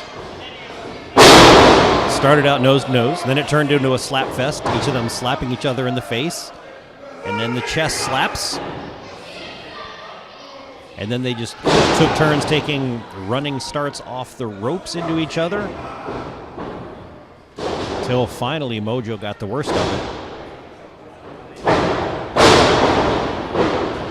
That was a big headbutt from Jeff Steeples. Mojo and Jeff are both large individuals, so they will make lots of noise for you to listen to right now, even if you can't see what's going on.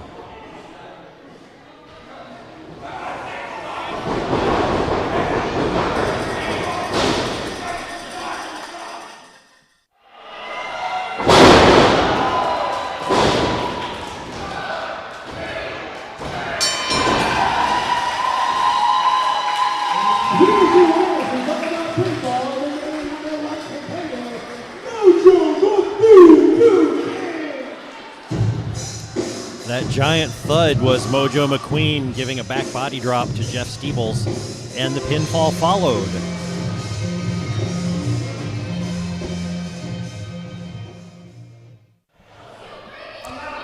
At the end of that match, Jeff Steeples grabbed Mojo's voodoo doll.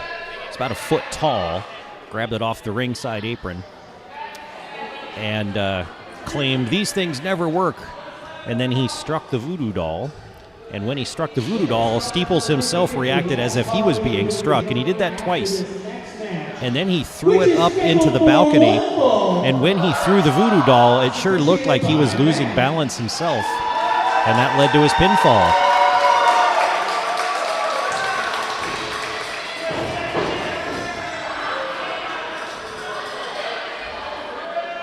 It is for your RCW Heavyweight Championship. And now it's time for the championship match.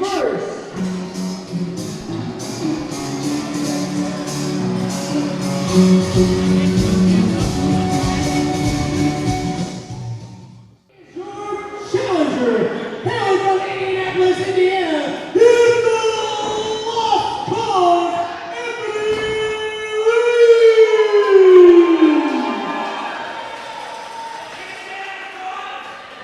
Lee. Introducing his opponent for the evening, he is the defending RCW Heavyweight Champion. He is the Alpha King,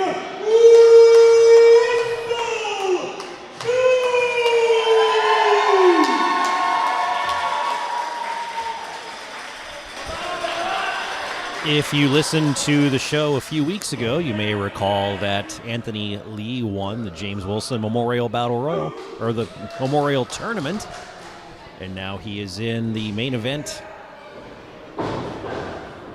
Well, no, this isn't the main event. There's still one more match to come with James Storm and Kevin Storm, but this is the title match where he gets to take on the champion Russell Jones.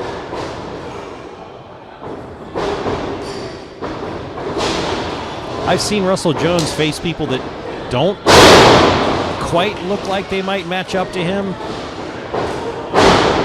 Anthony Lee looks like he might match up well with Russell Jones. He's not giving away any size or weight. Maybe a bit of physique, but that's not always what matters.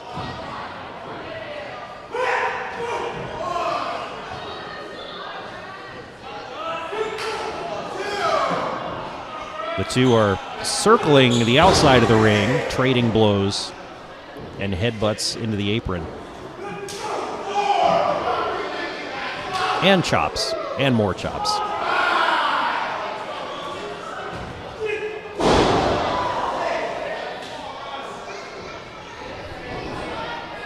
And here they come back into the ring.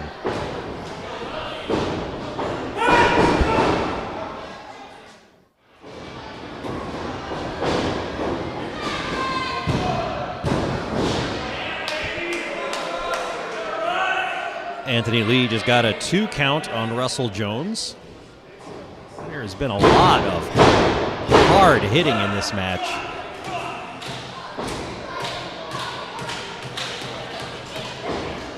It's always fun when there's a hard hitting match going on to watch other wrestlers that are around the crowd watching the action. And when they're wincing and gritting their teeth with the blows,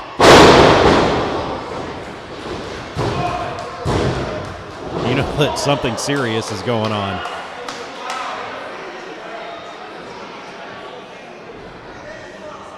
Anthony Lee just got another 2 count on Russell Jones.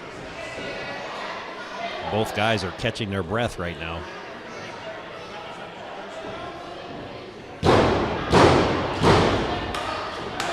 Anthony Lee psyching himself up. Russell Jones has kind of crawled back into the corner.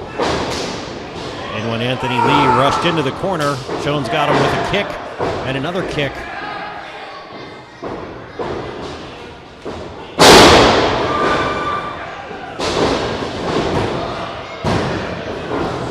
And then Jones got a 2 count on Anthony Lee, but still, nothing to finish things off from either guy.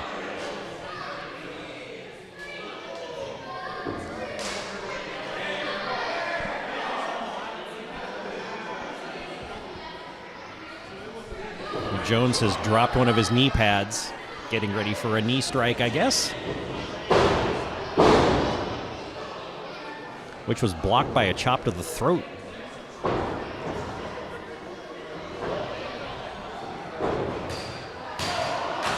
Lee has put Russell Jones in position on the mat, laying face up. Anthony Lee's gone up onto the corner and tries a moonsault, which missed.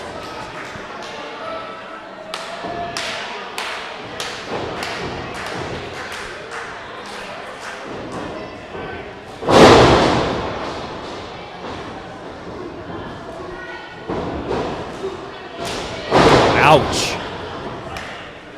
Jones just gave Lee a knee strike to the back of the head.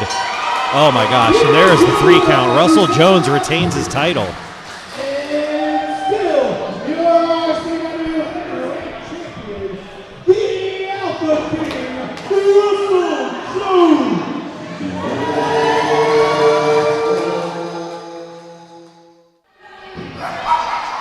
Jones. Jones looked like he might be ready to clobber Anthony Lee with the title belt. While Lee was recovering, Mojo the Voodoo King rushed out, held off Jones, and Jones is retreating to the locker room.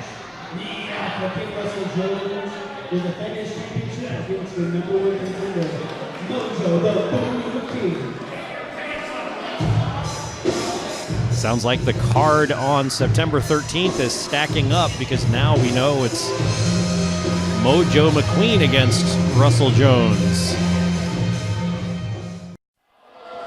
Have you had enough wrestling, Mishawaka?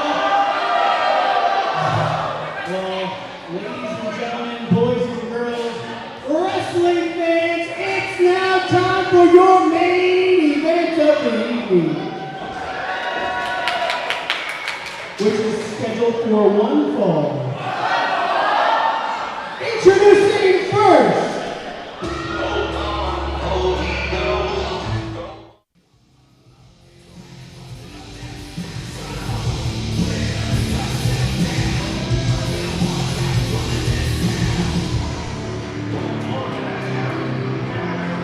James Storm just came to the ring for his match with Kevin Storm. introducing first, hailing from Chicago, Illinois.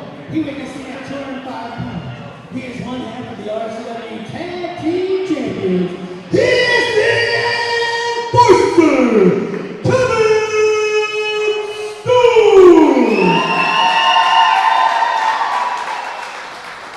And introducing his opponent for the evening, who weighs in at 241 pounds. Hailing from Libersburg, Tennessee. He is the reigning NWA National Champion. He is the Big Outlaw. He is the Cowboy, James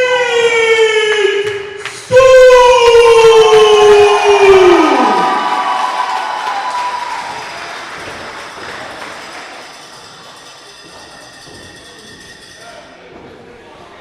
James Storm brought his traditional bottle of beer to the ring, passed it along to the ref with strict instructions not to drink any. Friendly handshake between the Storms in the ring. Somebody's got a cowbell. And no, I'm not going to make that joke. There's plenty of cowbell already.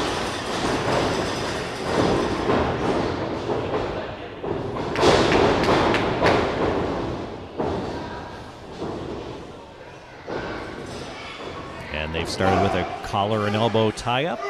James Storm rolls Kevin Storm into the corner, and a clean break follows.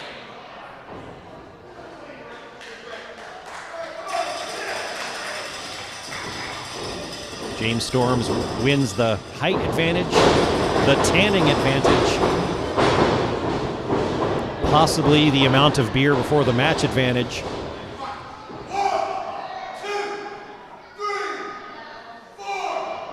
Another clean break. Kevin Storm's got to rely on the inside energy, not the outside.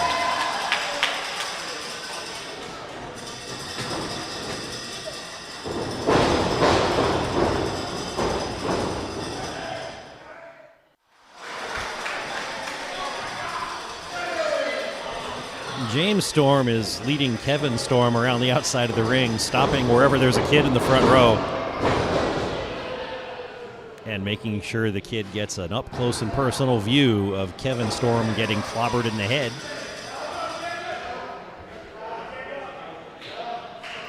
Good fan service on his part.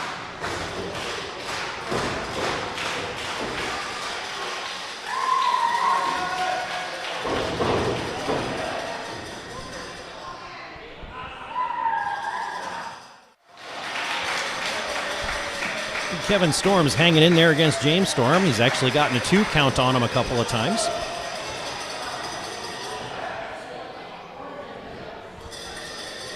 Storm is getting to his feet in the ring. James Storm is getting to his feet in the ring. I can't just say Storm is.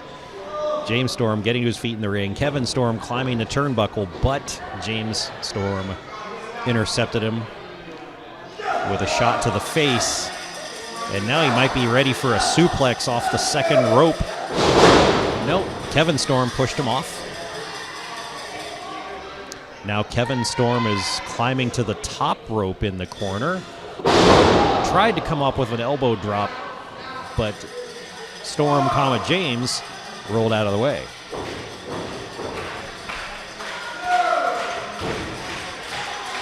Now both guys are just on the mat, collecting themselves.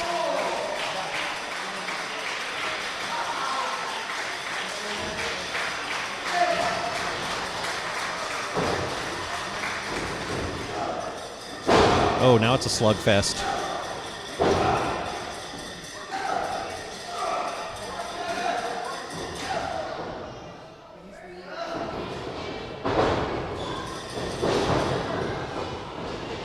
I'm pretty sure getting into a slugfest with James Storm is not the best idea. And James Storm just hit Kevin Storm with a drop kick, super kick, and got the 3 count.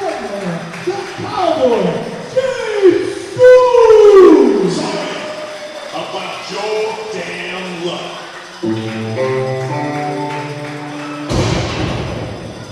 Well, Kevin Storm got the match he asked for.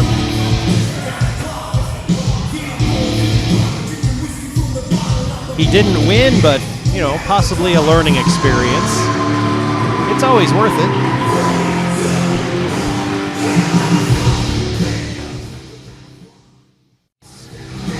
And that's all for RCW Storm Zero here in Mishawaka, Indiana. Ken the Metal Professor representing WVLP and the Northwest Indiana Wrestling Action Program, about to call it a night.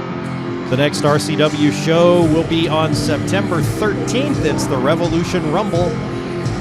And we will see a tag team championship match. We will see Russell Jones defending his title against Mojo the Voodoo King.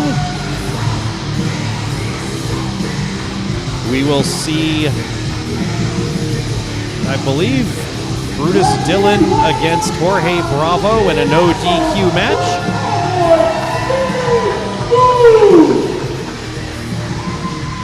If I'm remembering that right from the beginning of this card. I guess I'll learn when I get back to the house and start editing this up for replay on Sunday night. Just about 10 minutes from right here for our Revolution Rumble. All your favorite superstars will be in action. Stay tuned on our social media, Revolution Championship Wrestling on Facebook, for more information on that, or see me before you leave. Thank you, Mishawaka. One last time, make some noise!